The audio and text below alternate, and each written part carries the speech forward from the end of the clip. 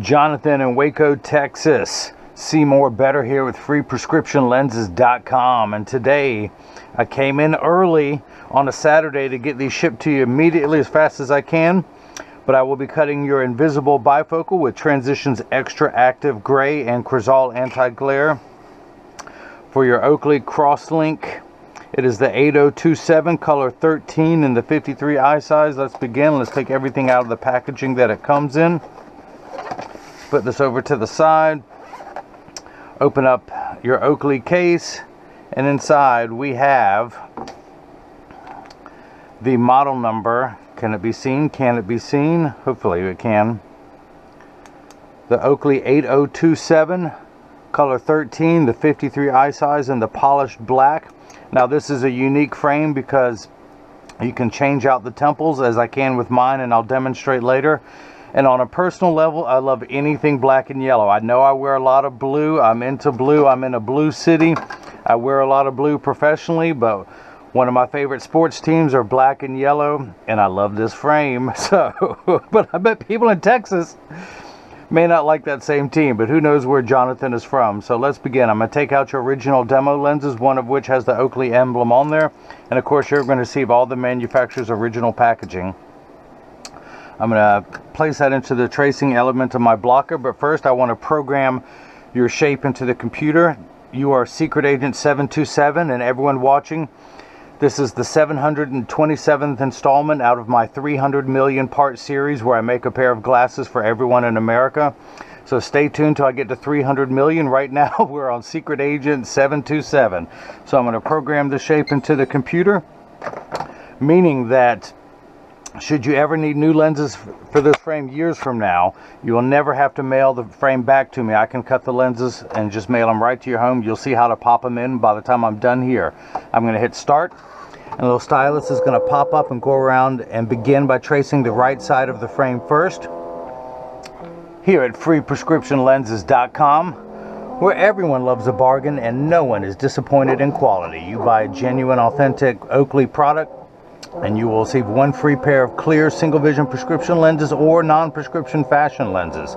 My receipt has my federal ID tax number, so if you have vision insurance or flex dollars, you will get reimbursed for this purchase, whether they are prescription or not. Jonathan, he and I, we both need prescription. So that is the shape we'll be cutting. Let's grab that lens. Let's grab this lens. That is the shape that I'll be cutting today. Let's move it on to the next screen. Your pupillary distance for your right eye is 31. The computer starts at 32.5, so I'm going to tap that button. This minus button at the bottom of the screen, tap it a few times till we get to 31. I want to raise the optical center height up to where, let's use that button to move it. Come on, there we go. Move, move, there we go. It does not like working with me. That's that first one in the morning. There we go. We're going to move it up to 19.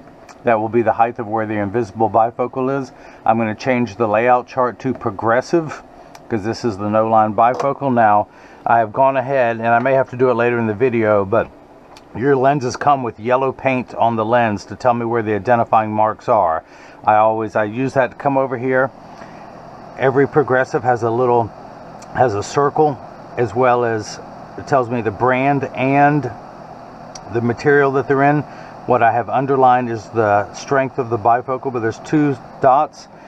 I line those dots up with this graph, and then it tells me where to put the dot for the optical center that's going to sit directly in front of your pupil. Now, if this washes off during filming, I will come back and put those back on, but that's part of the process. I do that, and then I use the all-off to clean off the yellow paint.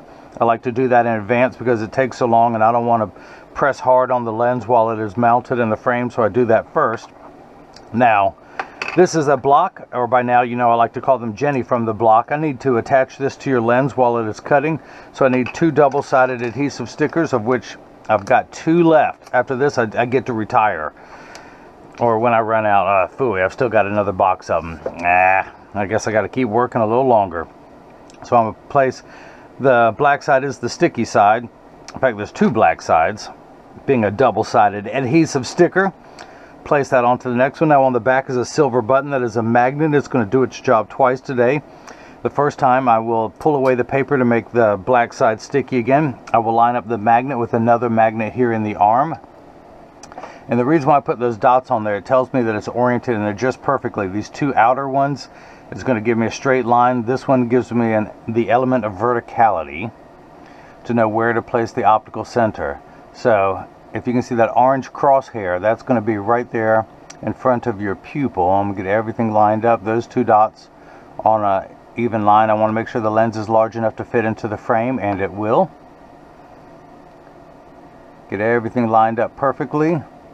Hit that button, and then the arm's going to come down and place the block onto the right lens. We'll do the same thing now for the unright lens.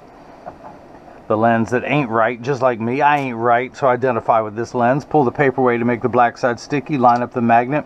Your pupillary distance for your left eye is 29. Now the computer has automatically mirrored the right side over to the left. But I need to tap the minus button until we get to 29. It has the same optical center height. Get everything lined up perfectly. This video will take a little bit longer than the normal one, being transitions and progressives, but you get to learn something new. Make sure the lens is large enough to fit. You can see my thumb, you can see my index finger. As I hold the lens in place, hit that button, the arm comes down and places the block onto the left lens. Now this is the edger. This is what does all the work while I run my mouth. It costs $40,000. It weighs 200 pounds, and I recommend everyone go out, buy their own, put it on your kitchen counter. Then you can cut your own lenses at home, and you won't need this guy with the two thumbs to do it for you anymore. So let's go ahead and place the actual cutting wheel. I'm getting ahead of myself. Is over here on the left. It is a diamond crusted wheel that's going to grind away your lens material until it's the final size. This wheel in the center with that channel, that's what's going to put the V-shaped bevel onto the lens so it stays inside the bevel of the frame. This wheel on the far right is the polishing wheel, which I will not be using on, I rarely use it. It's practically brand new, but I won't be using it on this frame because no one's going to see the edge of your lenses anyway. So now we can begin. I'm going to press that on there firmly. Actually, let's wake up the computer first. 727, that is the shape that I'll be cutting today. This is a Crizal frame. These are polycarbonate lenses. If they were plastic, high index plastic or Trivex, I would select that. Again, I'm not going to polish the edge of the lens because it won't be seen. I'm not going to put a safety bevel on the front convex surface of the lens. I'm only going to put a safety bevel on the rear concave surface of the lens. Make sure everything is perfect there, and it is. Press that on there. Now the magnet's going to do its job a second time today. It's going to attach itself to another magnet there in the chuck, or as I like to call it, the Charles, because I don't know this machine well enough to call it Chuck. I know, free bad jokes with every pair of glasses made. Let me hit the green arrow with your start. The door closes, the clamp shuts, and then the lens is going to be traced by two white styluses, making sure that it's large enough to fit into the frame. And you can see as it's going around tracing the shape that it will be cutting. And then the old carpenter's adage, measure twice, cut once. It's measuring the thickness of the lens at every point to know exactly where to place the bevel so the lens fits into the frame at its best. I could manually move the bevel forwards or backwards. I know that looks opposite of what I just said. If I move the bevel forward, that means it's forward on the lens, forcing the lens to sit further back. Or if I move the bevel backwards, it would force the lens to sit forward in the frame. So the lens will drop down on the cutting wheel. If you see light flickering in the background, that is water there to catch the optical sawdust as it comes off the lens, off the cutting wheel. Now polycarbonate lenses cut dry, where plastic, high index plastic, and Trivex lenses cut wet. Now water will spray onto the lens for the last 20 seconds of the cutting cycle just to wash away any optical debris that you may see beginning to form on the lens, and yes, there is some there. I love it when that happens. So your lenses are made out of polycarbonate, which is 40% thinner and lighter than regular plastic. They are virtually unbreakable.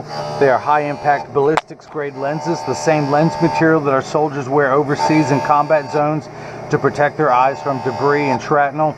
It's also the same material that OSHA puts in safety glasses for people who work on factory floors to protect their eyes.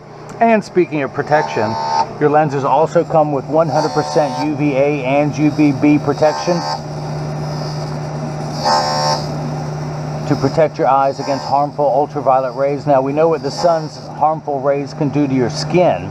Your eyes are 8 times more sensitive than your skin, so you have permanent sunscreen for your eyes, unlike the lotions, creams, and sprays that need to be reapplied every couple hours when you're in direct exposure to the sun there in Waco, Texas.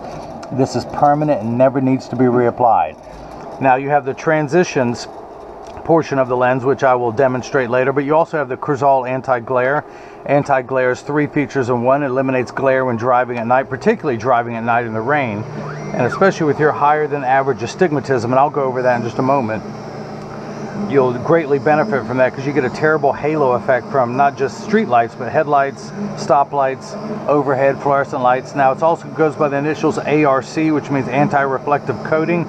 So it reduces reflection, so when someone's looking at you, they're not looking at their reflection in your glasses, so it makes for much better eye contact. Plus, if someone takes a picture with a flash, you won't see that, or in a selfie, you won't see the reflection of the camera in your lens. So water has sprayed onto the lens, telling me it's in the last 20 seconds of the cutting cycle.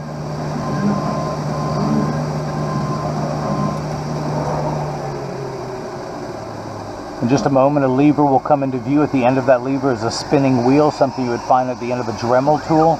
That's applying the safety bevel. Should any portion of this lens protrude from the back surface of the frame and come into contact with the cheek, the lens will be nice and smooth. Essentially it's removing any rough edges left over from the cutting process. Now in just a moment, I will open the door with my mind. I can do other things with my mind. I can melt ice with my mind. I can. It just takes me a couple hours, but I just got to keep staring at it. Stay focused. Stay focused. All right, so I'm going to dry the lens off. Ooh, a little bit of Schwarf right there. Remove that. Toss that in the trash. No more habits of dropping it on the floor. I got a million speeches about that, so I'm not going to do that anymore. I'm going to keep this lab clean. So let's see if it fits. I'm going to tuck the lens in at the outside corner. And no, it's not even close to fitting because of the curvature of the frame, so I'm going to take it down. Let's do about 2/10 of a millimeter. Press that on there firmly, stick that back in, and hit retouch. Now it's going to drop down onto the bevel wheel. It's not going to go to the cutting wheel this time. It's going to take 2/10 of a millimeter off going around the edge of the lens, and it still may not be small enough. I may have to take more than that off, and I will record that, how much I take off of each lens, the right lens and the left lens, so in the future, should you ever need new lenses for this frame, they will be the correct size to fit. Now, one thing about your prescription, hopefully you guys can see this, you have what's known as plus cylinder. Your prescription originally from your doctor reads -2 plus 175 at 180, -4 plus 350 at 180. Now some doctors still write in plus cylinder. That's the astigmatism. That's back when they made a lot of equipment. He or she may be using older equipment, but that's when they put the astigmatism correction on the front surface of the lens. Now it's on the back surface. That's why there's the curvature on the back of the lens. So I need to transpose your prescription. -2 plus 175 at 180. So essentially I add plus 175 to -2. So if someone owed me $2 and they paid me $175, they would now only owe me a quarter, minus a quarter. I change the plus to a minus, and then I rotate the axis from 180 to 90 degrees. And same for the left. Instead of -4 -4 plus 350, you are -50 minus 350 at 90. So now, the doctor, being at the top of the pecking order, can write it any way they want. They leave it up to us opticians to cut it the way that glasses are made. Always get as much education as you can. You get to tell everyone underneath you how to do things. So, and piece of cake. You saw how easy that math was, but it just makes me laugh. Hang on, let's see if this fits first. Tuck it into the outside corner. Push down the thumbs. It does not. I'm going to keep going. Let's do another 2/10. It just makes me laugh because high school algebra, where you like to remind your teacher that you'll never use algebra at your job, I have to algebraically add these two numbers together and then transpose the axis by 90 degrees in order to get what I want. So those algebra teachers get the last laugh. Whoever knew I would need to use algebra on my job? I just have to use a lot of coffee too.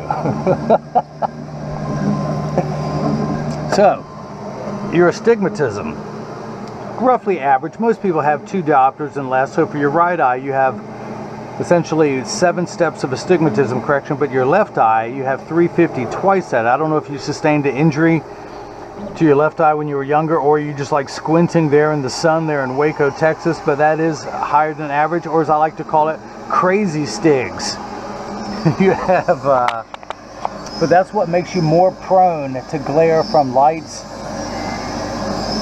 more prone to a lot of things. Light scatters on the back of your retina, and while I'm reading the prescription off there, I'll try and explain that a little bit more. I'm going to give a little bit extra in this video on how the eye works. So again, I open the door with my mind. I can't open the chuck with my mind. I can't do that. I still have to hit that button to do that. Dry everything off. Make sure there's no swarf on the edge of your lens. Tuck it in at the outside corner. Press down at the nose. Nope, it's not going. I'm not going to force it in there, so I'm going to take another 2/10 off. I had to do the same thing when I cut my Oakleys. If you watch that video, I had to do the same thing to make sure it fit in there. But it's I do not like to force the lens into the frame.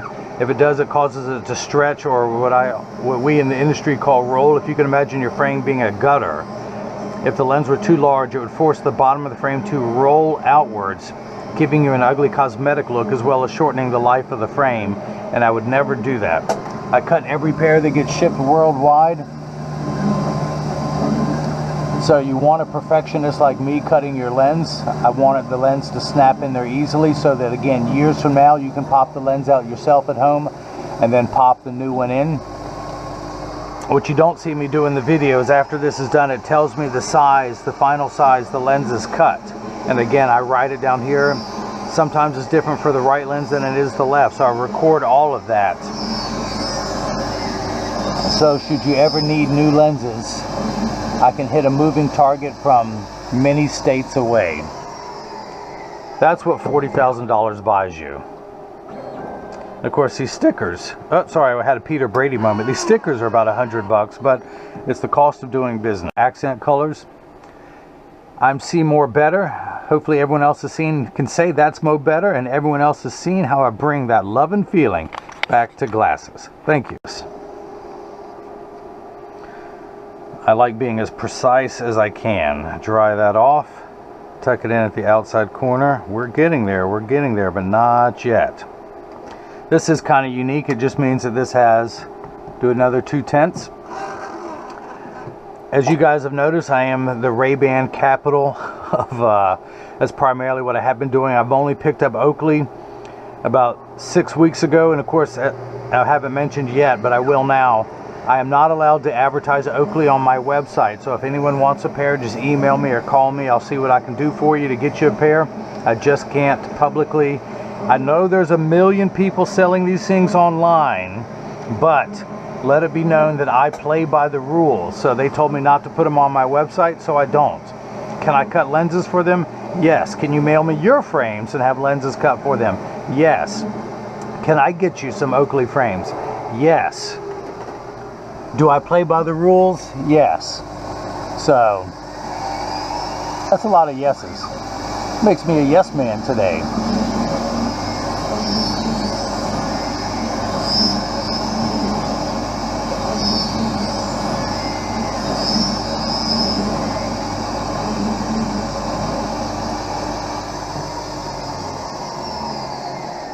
All right, fingers crossed it's going to fit this time. Now, the right lens always takes longer. Once I get the size down, then we flip it over, cut the left, and it becomes a piece of cake. Dry everything off there. Ooh, some swarf. Clean that off. Yes, it's on the counter. I'll clean that in a minute. In case my wife is watching, I did not drop that on the floor. Tuck it in at the outside corner. Then using my thumbs. Still not going. I'm not forcing it. I could go old school and go over to the handstone and do it manually, but when you got a $40,000 machine, I'm going to let it do it for me.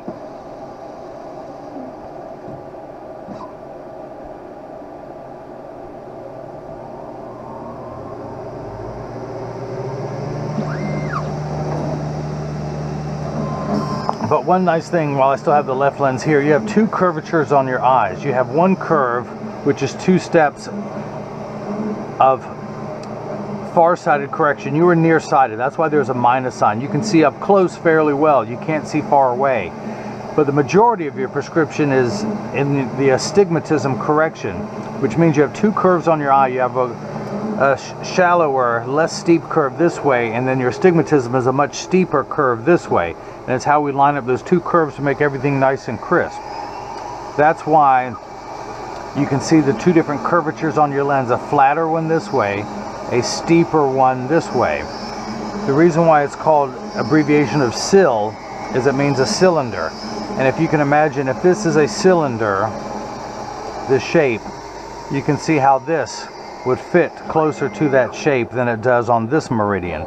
90 degrees away we have this curve, 90 degrees away we have this one, which is much flatter. This one is steeper. You can see how it goes around much better.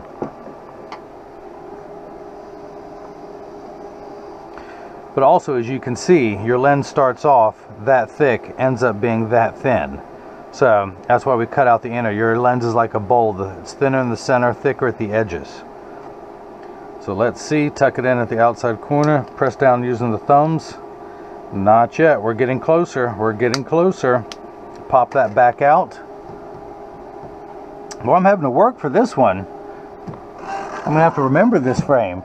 Take that into account, so when I start next time, I'll make sure to take more off at the very beginning. But this is the inner workings of a bench optician. That is a term for me. Very few people, 90% of most optical shops do not cut their own lenses. 95% of all opticians don't even want to cut their lenses. You have to learn this while you're in school, but for some reason a lot of people don't like this aspect of it. I was on the sales floor for years while I was in school. It wasn't until I started getting in the lab, taking classes at school, that I realized how much I really enjoyed it. And now I would rather stay in the lab all day, hence my website and what I offer people. Now, it's not a case of sour grapes. I was very good with that. I am a people person. One of the downfalls of spending so much time in the lab is I don't get to interact with people the way I would like to. Of course, same can be said for the website. It's very rare that people call me to have discussions. It does happen, but a lot of times people know in advance what they want. They just reach out to me, tell me to jump through a hoop, and I do it. Tell me how high to jump, how fast to jump, and I do it. I still like to please people. I just have to do it without the interaction this time. But, you know, it's also the future of the industry. So, clean everything off there. And one thing I do see, the 2 dots that I put on there, if possible, I would like to remove those before they go into the frame, so I don't have to get chemicals near the frame itself. We're going to tuck this into the outside corner using my thumbs, press down the nose. Ooh, not yet, not yet. Let me just see if I start there and then push down on the outside. Nope. That's good, not as much this time. Press that back on there firmly.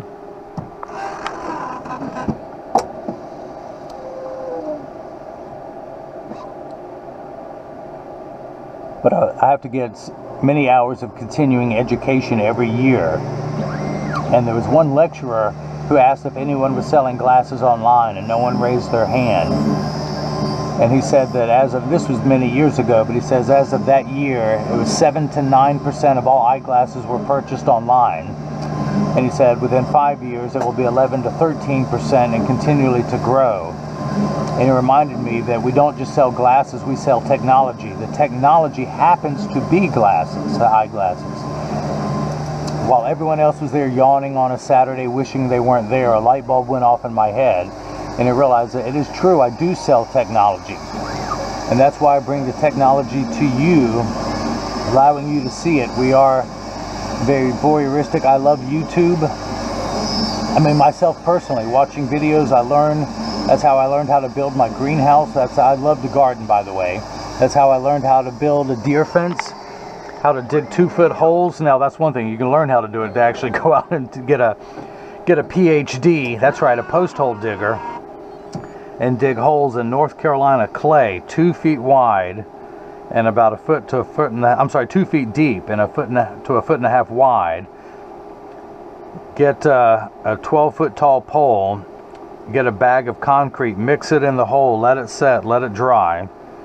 So again, tuck it into the outside corner, using my thumbs, press down at the nose. That's the sound I wanted to hear. It snapped in easily. I will record that number. Let's go ahead and flip this over to L.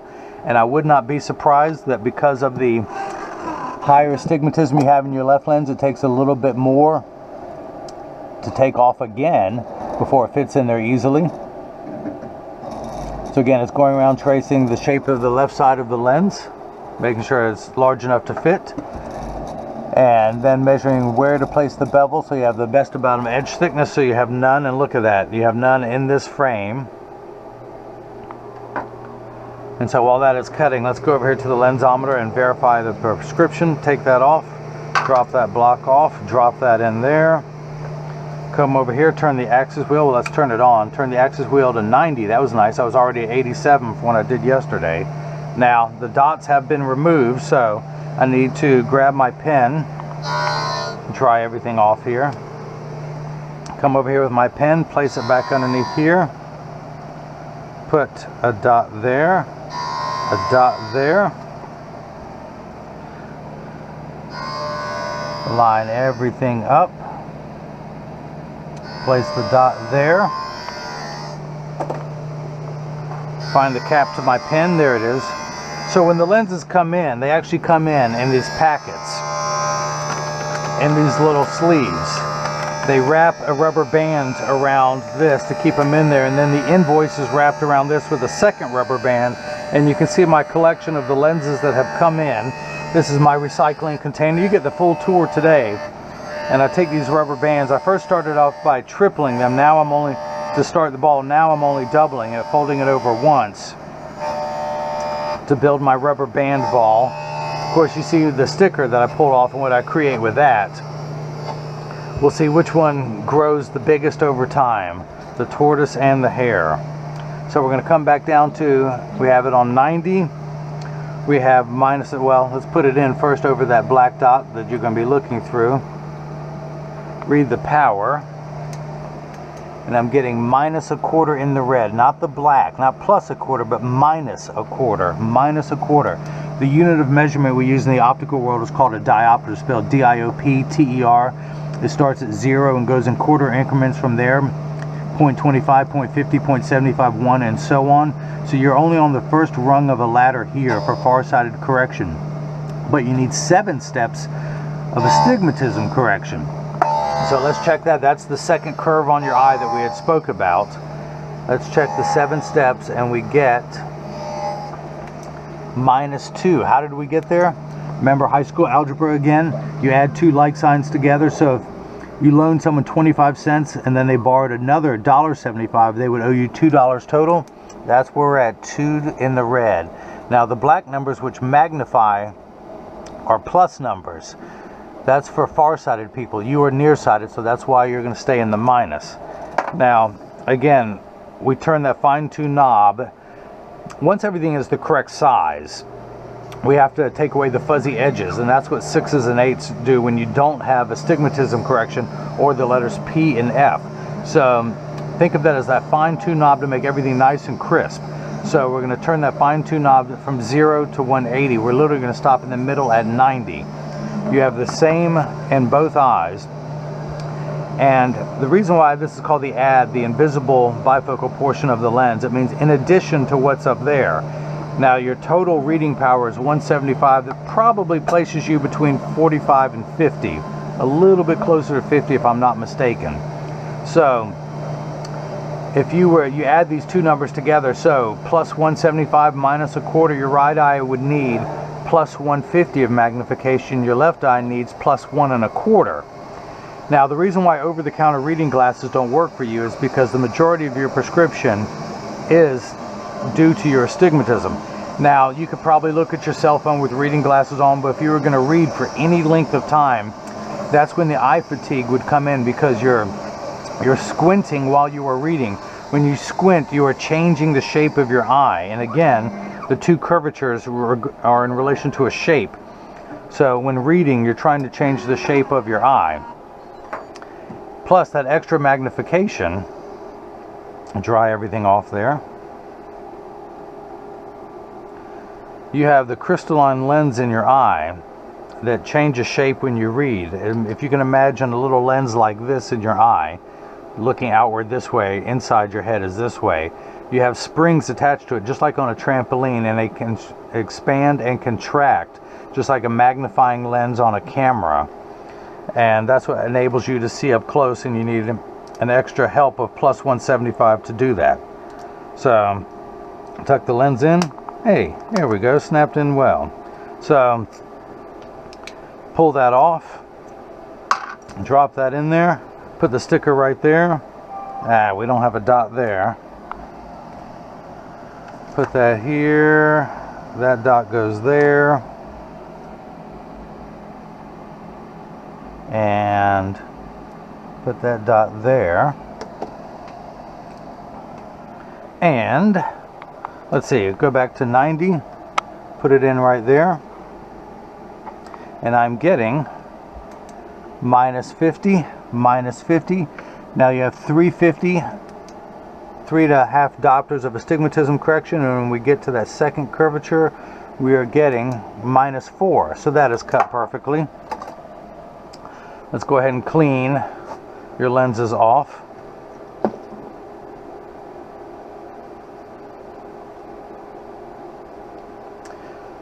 Now this is the portion of every video that as I clean your lenses, I mentioned there's free shipping anywhere in the US, free regular mail shipping.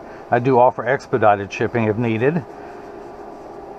But when you get these in the mail, if they're too loose or too tight, however, there's an 80% chance that one side is going to sit higher than the other. That's because 80% of people have one ear that is higher than the other, and because of that, statistics, 99% of all optical shops will do free adjustments if you ask them. But I'm going to get them in standard alignment first, also known as a 3-point stance. But the unique thing about these, I have one, I'm part of that 80%.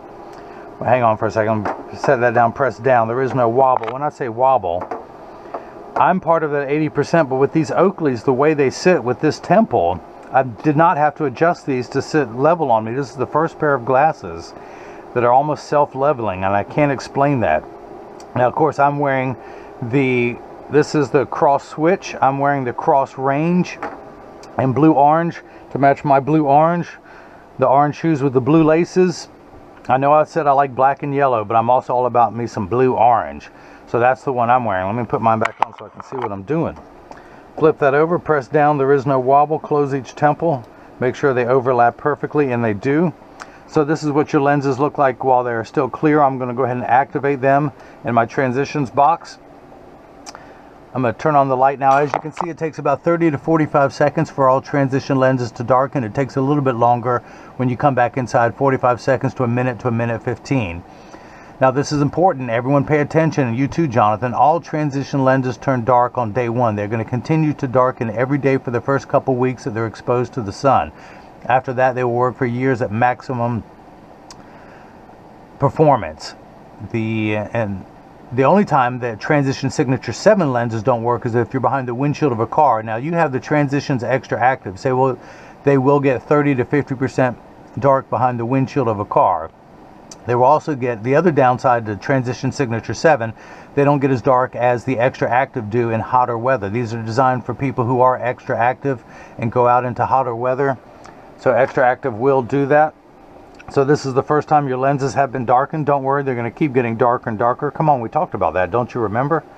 So that's it. If you like what you've seen, please subscribe to my YouTube channel, or you can follow me on Facebook or Instagram as freeprescriptionlenses.com. On Twitter as freerxlenses. If you have a question, you can reach me through the contact section of the website, or you can email me directly at freeprescriptionlenses@gmail.com, or better yet, leave a question or a comment in the comment section below. Now we'll respond back to that. Plus, everyone else who reads it gets to benefit from your inquisitive nature. Now, as I keep talking, you can see them lightening even more so. But keep lightening, keep lightening. So, Jonathan, I hope in Waco, Texas, I hope you enjoyed watching as I cut prescription invisible bifocals with Transitions XTRActive Gray and Crizal anti-glare for your Oakley 8027, the Crosslink, and the 53 eye size color 13, the polished black with the yellow